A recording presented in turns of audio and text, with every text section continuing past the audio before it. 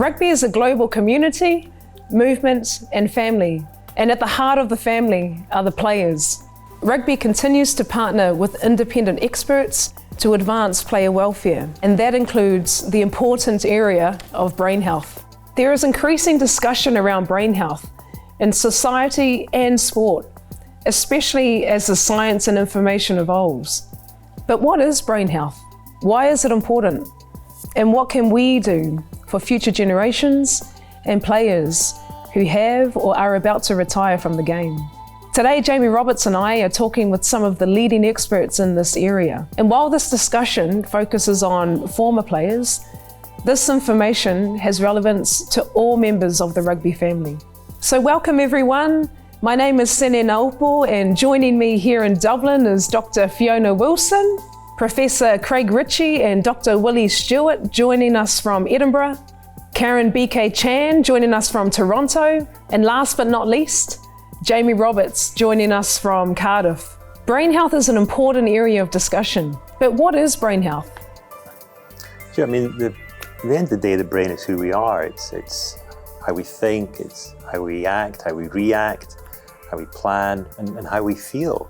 And it's affected very much by our social environment, our physical environment, our mental health. And also, of course, the brain affects all of those things too. How we act in society, how we react to circumstances. And the choices that we take will have an impact on brain health. Both, good choices can improve brain health, and maybe not so good choices can have a negative impact.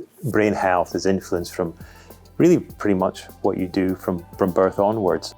And playing rugby can have a really important influence on that too. We used to say that what's good for your heart is good for your head, but now maybe given the importance of the brain, we should be saying what's good for your brain is good for your heart. And I think one thing that's really important to recognise is that concussion and brain health are not exactly the same thing. Brain health is so much more than just concussion and head injury. Yeah, that's really interesting. There's a lot of talk in sport and the wider public about dementia and CTE.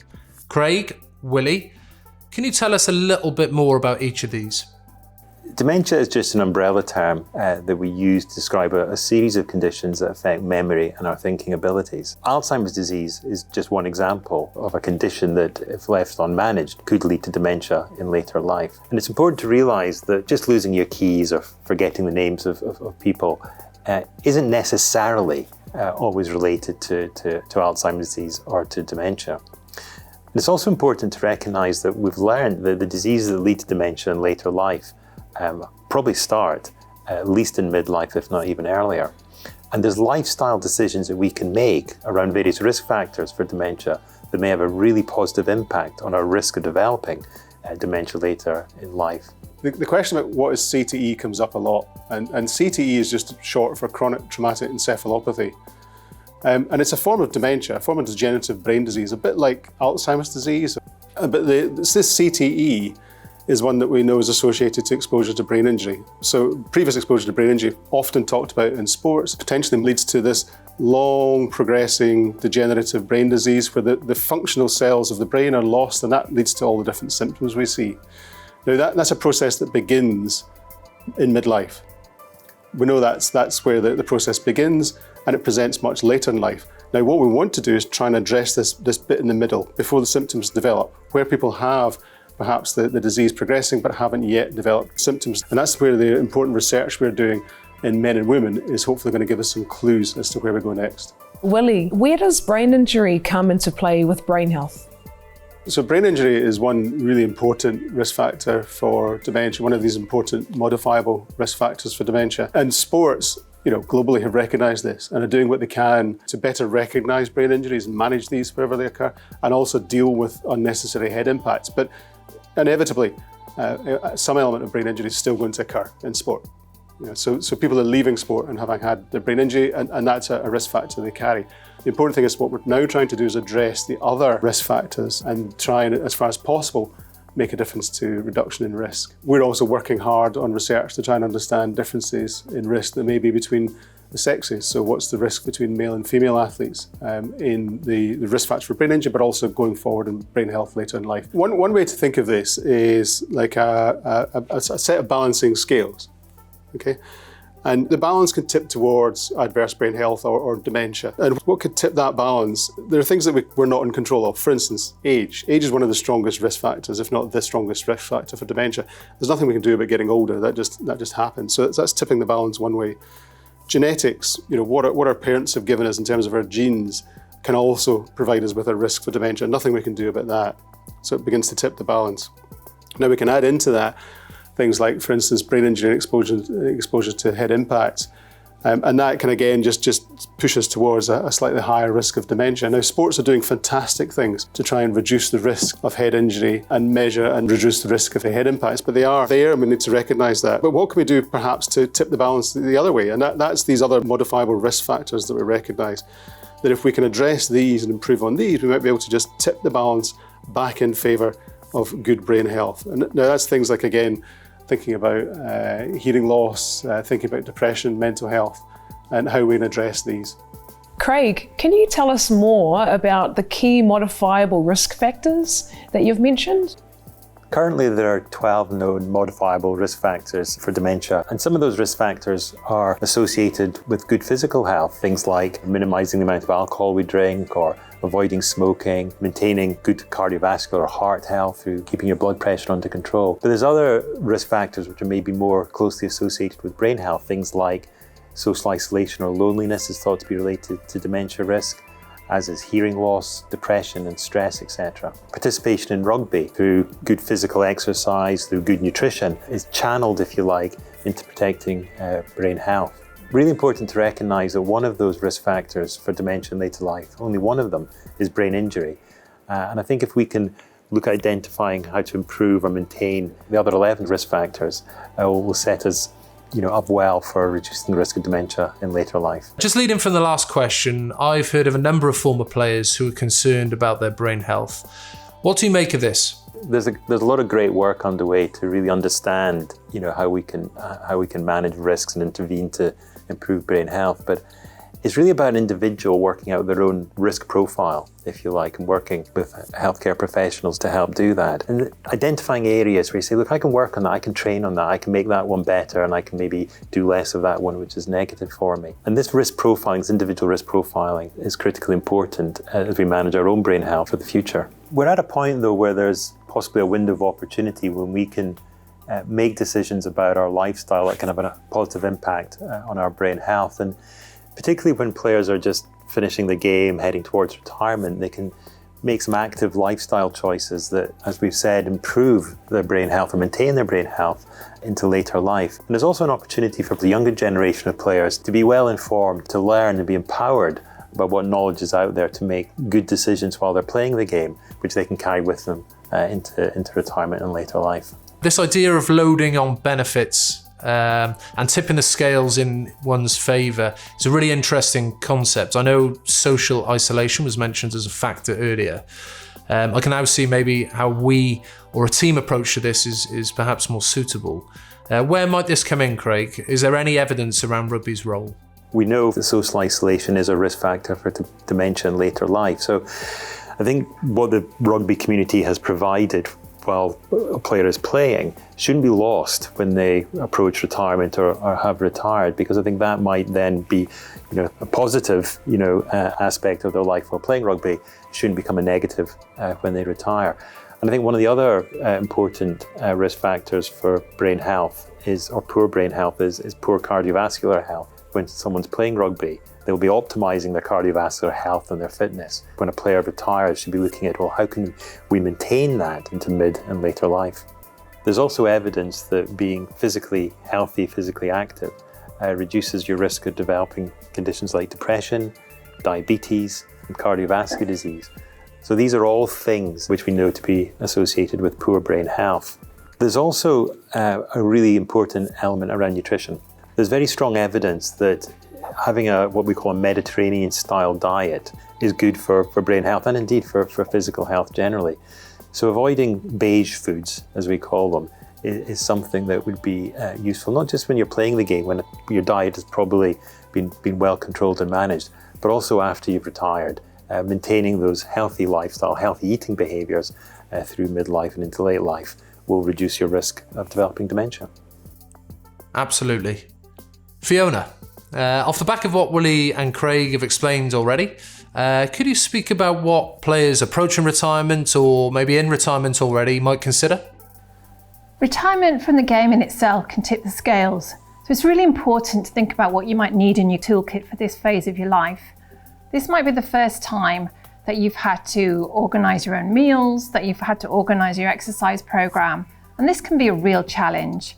It can be lonely and isolating. So it's time to think about what type of exercise you're going to do for health. And this may be a time to take up new exercise such as running or cycling, something different. What's really important is that you choose an exercise program that you'll like, you'll enjoy, and you maintain. It won't be a burden, because this is going to be really important for your brain health. Up to now, you've exercised for performance, and this will be the first time that you've had to do it for health. Maintaining cardiovascular exercise or aerobic exercise is really important. Having a strength training program can help maintain joint health. You may have some injuries from when you were playing. This is going to be very important. This will also help keep your weight down, maintaining your muscle mass. Checking in of markers of your health is also really important. So this is things like body weight and your blood pressure. These are often ignored, and these can creep up after you retire. And you can help maintain these in a positive way with a good exercise program. Well, we've talked about quite a number of areas here. Maybe just think about one or two to get started. Think about these before you retire and have a plan. Talk to your family and friends. As an athlete, you have a really good understanding of exercise. So in retirement, this is an opportunity to use your brain and your skills in different ways for the good of your own health. Thanks, Fiona. Some really practical advice. And in planning, will everyone's toolkit look similar? Craig, as a clinician, what can you tell us about this? So what we're looking to do is work with the individual to optimise the intervention, the treatment under what we call a personalised prevention plan. So we'll do three things. We'll do risk factor profiling. We'll look for early disease detection through things like brain imaging or memory testing, etc. And with the results of that, we'll put it together for a personalised prevention plan. And in brain health services, they're popping up, dare say it, across the country. That's the environment where these clinical assessments and management plans will be undertaken and put in place. Because this is quite a new area, we're collecting lots of really good, high quality data. So that all the time we're improving what we can tell an individual about their risk profile and what it means for the future in terms of their likelihood of developing a dementia. So combining the clinical service with good data collection will help us to optimise and improve these services as time goes by. Yeah, thank you, Craig. There's been discussion around applying and using the tools rugby and sport can provide for good. BK, what other existing areas or assets and knowledge can help players to look after their brain health? As players specifically and athletes in general, you already actually have a lot of skills that can help. Discipline, a willingness to persevere, patience, and an understanding and appreciation for the human body. These all help you set achievable goals and work at them. For many players, attending to their physical health, of course, comes second nature. Attending to mental health, however, may be a new territory for some people. It requires fighting against existing stigma and breaking through some of the silence around this topic. It takes leadership and a growth mindset. It also means unlearning some habits that many athletes may have picked up over the years, like the grin and bear it kind of attitude or believing that you can just power through, mind over matter. This is a real evolution in sport at this moment. Toxic positivity, the expectation to be superhuman or to plow through pain with stoicism, to not get help, not get support, to be defined by what you can do and what you perform only. These are showing themselves to be actually quite detrimental to mental health. So in order to really tackle this problem and to be proactive about brain health, we have to break the taboo around isolation that many people, many players put on themselves. So that means starting small by tuning into how you feel, knowing and noticing the signs of anxiety and depression, like irritability, observing that you're self-medicating through drugs or alcohol or overwork, sleep disturbances, too much or too little, loss of interest or enjoyment in social things, withdrawing yourself from people. Once you've told yourself the truth about it, then it's about telling the truth to others, which can go both ways, actually. Often it's only when one person broaches the subject, others will also say, yeah, I know, me too. I've been there. I'm there myself. And then to get support, be that psychotherapy or pharmacological treatments or rest or community. All those things can be helpful. Yeah, that's really important because I guess everyone's toolkit for supporting their brain health is going to look different. What's great is that many players already have the skills required because of what we do. Where can people go to find out more information? Players approaching retirement or in retirement, it's really important to find a physiotherapist who specialises in sports and exercise medicine. They will help support you in your exercise programme. It's also important to see your doctor or healthcare professional who can also support you, particularly if you have any old injuries, which many people do on retirement. They will help you find the right professional to help you manage these problems.